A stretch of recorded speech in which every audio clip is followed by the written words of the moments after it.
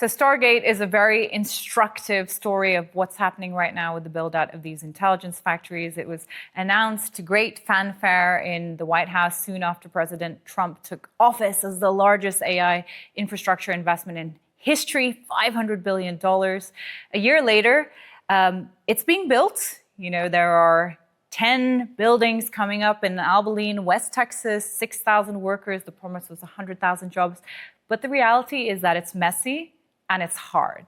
So there has been a lot of bickering amongst the partners of this joint venture, OpenAI, Oracle, and SoftBank, about the financing, who's going to own the land, how is the money going to be deployed. Famously, Elon Musk tweeted right after the Stargate announcement that they didn't have the money. But I think there's two takeaways that we can take from the Stargate story.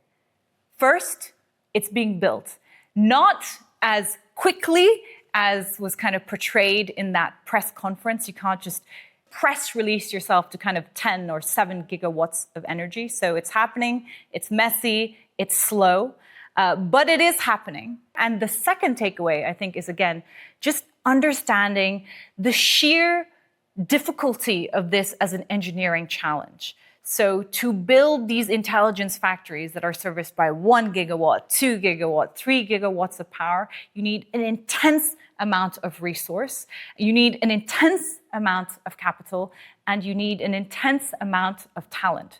And I know that certainly in places like West Texas, where a lot of this infrastructure is coming up, there's a real dearth in the people who actually know how to do this. You know, where are the engineers? Where are the electricians? Where are the builders who can do this? So it's messy, it's slow, it isn't as dramatic as was pronounced a year ago. It's expensive, you need the right people, but it's happening. Guess what? It turns out that building hardware and the physical infrastructure to support intelligence at this scale, it's actually hard.